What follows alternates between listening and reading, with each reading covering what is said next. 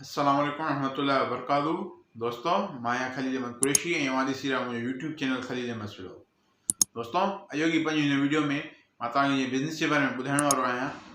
उहो बिज़नेस आहे mobile accessories जो। हाणे मोबाइल एसेसरीज़ असां सभु वाक़िफ़ु आहियूं, कॉमन आहिनि। चार्जर, हेडफोन्स वग़ैरह इहे शयूं जेके बि आहिनि, या कवर वग़ैरह असां सभिनी खे ख़बर आहे। मोबाइल एसेसरीज़ जे बिज़नेस में अचण लाइ जेके तव्हांखे इन्वेस्टमेंट खपे, उहो जेको आहे तव्हांखे 4 खां 5 लख खपंदा। ठीकु आहे? छो त हे उहा शयूं आहिनि अकॉर्डिंग टू रिसर्च, त तव्हां लखो रुपयो तव्हां माल खणी अचो त ऐं तव्हां चाहियो त तव्हांजी दुकान नंढी आहे त तव्हांजी उहा फुल भरिजी वेंदी। हिन लाइ जे दुकान जी साइज़ रिक्वायर्ड आहे, उहो भले तव्हां 6x6 जो दुकान हुजे, उन में तव्हांजो कमु हली वेंदो, उहो मसइलो न आहे हिन में। ठीकु आहे? लखो रुपयो असांजो जेको आहे थियो हिन जो इन्वेस्टमेंट, असां मटीरियल वठी आयासीं, अहिड़ो ई लखो रुपयो असां डेकोरेशन खाईंदी। ठीकु आहे?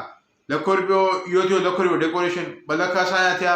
उन खां अलावा जेके तव्हां रिपेयरिंग जो कमु करणु चाहियो था, त जेको आहे उहो तव्हां 50-60 हज़ार खनि जो तव्हांजो अची वेंदो। तव्हां उहो सामान अची वेंदो। 50 हज़ार असां रखूं था हिते रिपेयरिंग जी मशीन्स वग़ैरह लाइ।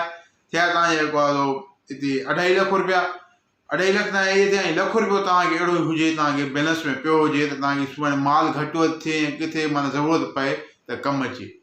हाणे असां लखो रुपयो बैलेंस वारो, लखो रुपयो माल, 2 लख रुपया, लखो रुपया डेकोरेशन, 3 लख रुपया ऐं 50 हज़ार असांजी टूल्स वठी आयासीं। से थिया असां 3 लख रुपया। साढे 3 लखनि में असांजो जेको आहे कमु हिकिड़ो ईज़ीली हिकिड़ो सुठो शुरू थी वञे थो। बाक़ी दुकान अलॻि, दुकान तव्हांखे अलॻि वठिणो पवंदो, उनजो एडवांस किरायो अलॻि आहे, छो त हर एरिया जो पंहिंजो हिसाबु हूंदो आहे। हैदराबाद में जेकॾहिं तव्हां विधो त मोबाइल मार्केट में मिनिमम तव्हांजी दुकान जी जेका मसवाड़ हूंदी, उहा 25 खां 50 हज़ार ताईं हूंदी मिनिमम। वधीक त पाण वधे थी।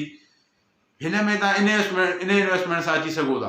हाणे ज़रूरी कहिड़ी शइ आहे, गौर जंहिं ॻाल्हि ते करिणो आहे, उहा इहा आहे त बाबा असां कहिड़ियूं शयूं खणी अचूं त जेके असां नुक़सान न थियनि। उन लाइ तव्हांखे तजुर्बो करणो पवंदो। तजुर्बो मस्तु आहे। हुनर तव्हांखे रिपेयरिंग लाइ सिखणो पवंदो। रिपेयरिंग तव्हांखे अचणु खपे। जेकॾहिं रिपेयरिंग कयो था न त तव्हां उहो करे सघो था, पर रिपेयरिंग सां इहो थींदो तव्हांजो माना के पैसा तव्हांजा जेको रिकवरी तव्हांजी थोरी नफ़ो तव्हांखे वधीक थींदो।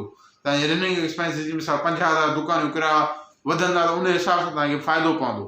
त उन लाइ तव्हांखे 8 महीना खां साल तव्हांखे हिकिड़ो लॻी सघे थो तव्हांखे फुल कमु सिखण में।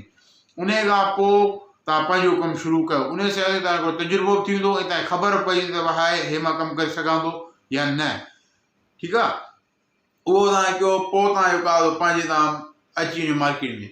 उन सां तव्हांखे रनिंग एक्सपेंसिस जी तव्हांखे A to Z ख़बर पइजी वेंदी। पर जेसिताईं मूंखे ख़बर आहे त तव्हांजो 6 खां 10 हज़ार ताईं लाइट जो बिल ईंदो। उन खां अलावा ॿियो चांहि पाणी जो डेली जो ख़र्चु हूंदो आहे, उहो हूंदो। बाक़ी तव्हांजी दुकान जी मसवाड़ हूंदी। ऐं जेसिताईं प्रॉफिट मार्जिन जी ॻाल्हि आहे, त प्रॉफिट मार्जिन हिन में जेको आहे 2 क्वालिटीज़ हूंदियूं आहिनि। तव्हांखे तजुर्बे सां उन जी तव्हां सुञाण थींदी। हिकिड़ी हूंदी आहे फर्स्ट कॉपी, ॿी हूंदी आहे ओरिजिनल।